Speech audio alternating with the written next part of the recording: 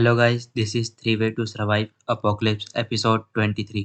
Episode के starting में Galio ने जो अपनी पावर इस्तेमाल करी थी उसकी वजह से भूकंप आना स्टार्ट हो गया था। ये भूकंप ऊपर बाहर में मैंटिस भी जो होता है उसे भी महसूस हो रहा होता है। मैंटिस भी इस भूकंप से बहुत ही ज़्यादा डर चुका होता है। तभी डॉगसा कहता है ये भूकंप ऊपर की तरफ से आ रहा है, शायद से ऊपर कोई बहुत ही बड़ा मॉन्स्टर है। डोग्जा गैलियो को कहता है, गैलियो अपनी पावर का इस्तेमाल करना बंद करो, शायद से तुमने किसी बहुत ही बड़े मॉन्स्टर को अपनी तरफ बुला लिया है, अपनी पावर का इस्तेमाल करना बंद करो। तभी गैलियो होश में आ जाता है और वो भूकंप के झटके आने बंद हो जाते हैं। तभी डोग्जा कहता है, गैलियो अपने पावर से एक मोनार्क लेवल का स्पीसीज को यहाँ पर बुला रहा था, अच्छा हुआ मैंने इसे रोक दिया। तभी डोग्सा गैलियो से कहता है, तुम्हें अपनी ताकत का इस्तेमाल बहुत ही शांति से करना है और सोच समझ कर, वरना कोई खतरा हमें ही खत्म कर सकता है। तभी डोग्सा सभी से कहता है कि हमें कुछ देर यहाँ रुकना होगा, जैसे ही कुछ छोटे छोटे इंसेक्ट यहाँ पर आ जाएंगे तब हम इस एरिया से निकल जाएंगे। तभी डोग्सा कहता है कि तुम मेरे पीछे पीछे चलो, मैं कोशिश करूंगा जितने हद तक मैं उस रास्ते को ढूंढ सकूं। तभी सांग कहती है, मेरे पास गैलियो जैसी ही कुछ सिमिलर स्किल्स है। ये स्किल में शाह के हाथ में एक थ्रेड लाइक येलो सी लाइन होती है और उसके चलते वो लोग धीरे धीरे बाहर जाने का रास्ता ढूंढ रहे होते हैं। डोग्जा भी इस थ्रेड को देखकर बहुत ही चौंक रहा होता है कि ये तो पावर इसके पास भी है, अच्छी बात है, इसकी वजह से हम बाहर निकल जाएंगे। तभी हमें विंडो पे दिखाया जाता है professional skill character profit activated, और कैरेक्टर के रजिस्टर होते ही प्रोफाइल दिखाई जाती है और डोग्जा उसके बारे में उस कैरेक्टर के इन्फॉर्मेशन को कलेक्ट करना स्टार्ट कर देता है। वो इस विंडो को देखकर थोड़ा चौंक गया होता है कि ये मैंने पहली बार इस विंडो को देखा है और इस तरीके से किसी कैरेक्टर की पावर की स्किल को कॉपी करना बहुत ही ईजी हो जाएगा। तभी आसमान में फिर से लाइट चमकती है। उस लाइट में से कोई और नहीं, डका भी निकलता है और अपने क्यूट से एक्सप्रेशन देने लग जाता है और कहता है कि लगता है मैं कुछ देरों के लिए दूर चला गया तो तुम मुझे भूल ही गए। तभी वो लोग रेलवे लाइन पर पहुंच जाते हैं और अपने दोस्तों को भी खाने के लिए दे देते हैं। उसके टीममेट इस खाने को खाते हुए कहते हैं, ये बहुत ही डिलीशियस है और हमें बहुत तेज भूख लगी थी, शुक्रिया। तभी डका भी डकोसा से कहता है, मुझे लगता है तुमने कुछ ज़्यादा ही खतरनाक चीज़ें कंप्लीट करी है जब मैं यहाँ से दूर था। तभी डका भी कहता है, ये जो वायलेंस हुई है ये सब मेरे रूल में नहीं था और ना ही गेम में। आई थिंक मुझे लगता है ये सब चीज़ें खुद ब खुद हो गई है। तभी डोगजा कहता है कि शायद से तुम्हें याद रखना चाहिए कि तुम्हें हर एक चीज़ और एक सिनेरियो को अच्छे से यूज़ करना आना चाहिए, वरना तुम कुछ भी किसी भी सिनेरियो को किसी भी वक्त ऑन कर देते हो। डका भी ये सब बात सुनकर शौक में हो गया होता है और गुस्सा भी हो गया होता है कि मैंने अपना काम सही से नहीं किया है, तुम्हारा कहने का यही मतलब है ना। डका भी डोगसा से पूछता है, तुम कैसे जानते हो उस रैंडम बॉक्स के बारे में, और उस रैंडम बॉक्स को हमने अपने गेम में बैन कर दिया था, पर पता नहीं वो भी किसी तरीके से आ गया। डोगसा कहता है, बस मुझे पता ही था, लेकिन मैंने उसका इस्तेमाल कुछ ही चीज़ों के लिए किया। और उस बॉक्स में से क्या तुम कुछ अपने लिए भी चाहते थे क्या? तभी डका भी सोच में पड़ जाता है और कहता है, चाहिए तो मुझे भी था, लेकिन अब मैं क्या कर सकता हूँ, वो बॉक्स अब डिसअपियर हो चुका है। तभी उसके टीममेट मानव ब्लेजर से बने हुए खाने को खाते हुए डोगसा के लिए तारीफ करते हैं और कहते हैं, तुम हमारे सर्वाइवर हो। सैंग उस शील्ड को देखकर बहुत ही ज़्यादा खुश हो गया होता है और नोटिफिकेशन में आता है कि ह्योंग श्योंग ली तुम्हारे लिए अब थोड़ी रॉयल्टी पेश कर रहा है। तभी ह्योंग डोगसा से पूछती है कि मेरे लिए कोई ऐसी चीज़ है, तो डोगसा बोलता है, ऐसी कोई चीज़ तुम्हारे इस्तेमाल के लिए तो मुझे नहीं मिली।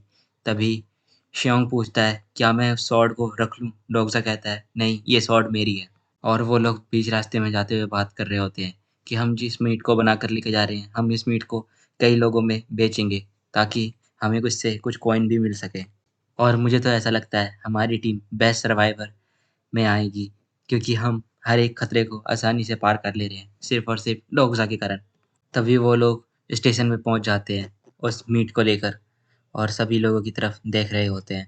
सभी लोग उदास और भूखे बैठे हुए होते हैं। तभी एक नोटिफिकेशन आता है जिसमें लिखा होता है, सिर्फ 20 मिनट रह गए हैं और सभी की नाइट की सर्वाइवल फी भी ले ली जाती है। सभी लोग इस सेकंड मेन सिनेरियो से बहुत ही परेशान होते हैं क्योंकि हर नाइट उन्हें 100 कॉइन देना होता है। इस कारण वो बहुत ज़्यादा दुखी होते हैं और सोचते हैं अगर हमारे पास कॉइन नहीं बचेगा तो हम मर सकते हैं अब। तभी वो औरत सभी लोगों से बोलने लगती है कि मेरे बच्चे के पास अब कोई कॉइन नहीं है, क्या तुम कुछ कॉइन्स मेरे बच्चे को दे सकते हो वरना वो मारा जाएगा। और वो लोग एक-दूसरे को प्रॉमिस करने लगते हैं कि तुम मुझे अभी कुछ कॉइन दे दो, बाद में अगर मेरे पास कॉइन आएँगे तो मैं तुम्हें भी वापस कर दूँगा। और जो अमीर लोग होते हैं, वो कहते हैं मेरे पास करोड़ों की संपत्ति है, मैं वो सब तुम्हारे नाम कर दूँगा, अगर तुमने मुझे 100 कॉइन दे दिया तो। तभी वो 2 औरतें उन लोगों से पूछ रही होती है कि मेरी बहन कहाँ है, जो कि सर्च पार्टी में गई थी, लेकिन वो अभी तक नहीं आती। तभी वो लोग कहते हैं शायद से तुम्हारी बहन मार गई होगी, क्योंकि कुछ लोग जो सर्च पार्टी में जाते हैं, वो वापस ज़िंदा वापस नहीं आ सकते। तभी वो औरतें कहती है शायद से मुझे लगता है तुमने ही उसे मार दिया है। तभी वो लोग कहते हैं क्या तुम्हारे पास किसी तरह का प्रूफ़ है कि हमने उसे मार दिया है? ये दोनों बहुत ही घटिया किस्म के लोग होते हैं और कहते हैं कि तुम अपने बारे में सोचो, ना कि अपनी बहन के बारे में। तभी हुई-वॉन को बहुत ही ज़्यादा गुस्सा आ रहा होता है, ये सारी बातें सुनकर। और एक विंडो आती है जिसमें लिखा होता है कि हुई-वॉन की एट्रिब्यूट ब्लॉसम स्टार्ट हो गई है। तभी वहाँ पर इनो आ जाता है और कहता है, मैं तुम्हें देखकर बहुत ही ज़्यादा गुस्सा हूँ, पर कोई बात नहीं। जैसा कि तुमने ही कहा था कि कॉइन बहुत ही ज़्यादा इम्पोर्टेंट है इस वर्ल्ड में, उसी तरह हम भी कई लोगों के लिए काम कर रहे हैं और उनसे कॉइन ले रहे हैं। और मिस्टर हान भी उनके साथ पीछे खड़ा हो जाता है। इनो अपनी स्किल को एक्टिवेट करता है इनसाइट को, जो कि लेवल 2 पे होती है। इनो एक इविल सी स्माइल दे रहा होता है और कहता है, ऐसा कौन व्यक्ति है जो गेमो स्टेशन में सबसे ज़्यादा कॉइन उसके पास है? ये एक इनो का प्लान होता है ताकि डोक्सा के सारी कॉइन लोगों के द्वारा स्प्रेड कर दिए जाते हो। तभी लोग डोक्सा की तरफ देखते हैं और डोक्सा के पास जाते हैं और कहते हैं, प्लीज़ तुम हमें 100 कॉइन दे दो, हमें 100 कॉइन की बहुत ही ज़्यादा नीड है, वरना हम सब मारे चले जाएँगे। तभी इनो डोक्सा की तरफ देखते हुए कहता है कि मेरे पास इतने कॉइन नहीं है कि मैं इन सभी पुअर लोगों की मदद कर सकूँ, इन सभी कमज़ोर लोगों की। और तुम्हारे पास इतने सारे कॉइन हैं, जो तुमने पिछली बार फूड बेचे थे, उसकी वज़ह से तुम्हारे पास बहुत सारे कॉइन होंगे और तुम कई लोगों को मरने से बचा सकते हो। तभी डोक्सा अपने मन में इनो को सोचते हुए बहुत ही ज़्यादा गुस्सा कर रहा होता है, क्योंकि यहाँ पर करीब 20 लोग होते हैं। इसका मतलब डोक्सा को करीब 2000 कॉइन देने पड़ जाएँगे। सभी लोग डोगरा के पास आकर रोने लग जाते हैं और कहते हैं कि हमारी जान बचा लो, प्लीज़ हमें बचा लो, हमें कुछ कॉइन्स दे दो, वरना हम मारे चले जाएँगे इस रात।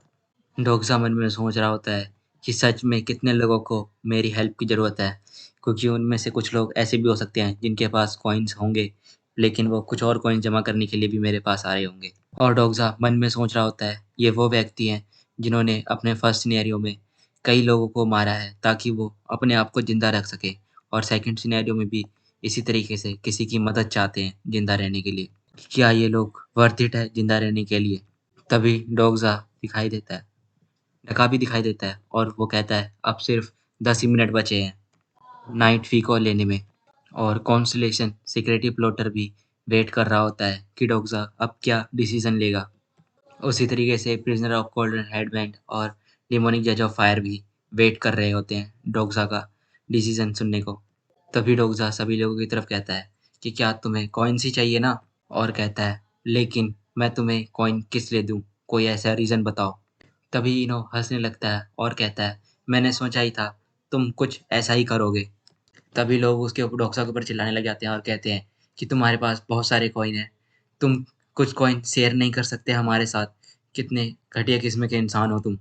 तभी डोक्सा कहता है कि मैंने इसी मूवमेंट के लिए अपने पैसे बचा के रखे थे, ताकि किसी खतरे पे अपने इस्तेमाल कर सकूँ और वो पैसे मैं तुम पे दे दूँगा, तो फिर क्या होगा? मैं भी नहीं ज़िंदा बचूँगा इस तरीके से। तुमने सोचा? कुछ लोग डोगज़ा से इतना ज़्यादा गुस्सा हो गए होते हैं, कहते हैं कि हमने जो तुमसे खाना खरीदा था, वो पैसे हमें वापस कर दो और डोगज़ा को मारने के लिए भी तैयार हो गए होते हैं। तभी इनो डोगज़ा से कहता है कि डोगज़ा, ये तुम्हारा लास्ट चांस है, तुम सभी को पैसे बाँटो या मारे जाओ। उन सभी लोगों के पैसे वापस कर दो। तभी डोगज़ा कहता है, अगर मैं रिफ्यूज़ कर देता हूँ, तो तुम क्या कर लोगे? तभी इनो कहता है कि अगर तुमने वापस नहीं किए, तो ये सब चीज़ें और भी ज़्यादा बुरी हो सकती है। कभी कुछ लोग रॉड लेकर और कुछ हथियार लेकर डोग्जा के ऊपर हमला करने लग जाते हैं। डोग्जा अपनी तलवार निकालता है और एक बंदे के दोनों हाथ काट देता है। वो बंदा अपने हाथ कटने के डर से बहुत ही तेज चीखता है और ज़मीन पर बैठ जाता है। बाकी सभी लोग ये सब चीज़ें देख के बहुत ही ज़्यादा डर जाते हैं और पीछे हट गए होते हैं और डोक्सा को भला-बुरा कह रहे होते हैं। डोक्सा कहता है, "तुम लोग कितने घटिया किस्म के लोग हो। तुम लोग पहले ही मुझसे लड़ने के लिए आए थे और अब भी मुझे ही ब्लेम कर रहे हो कि ये सब चीज़ों का कारण मैं हूँ।" और इसी के साथ ये चैप्टर यहीं पे ख़त्म होता है। Thanks for watching. Like and subscribe my channel and support my channel for more interesting videos.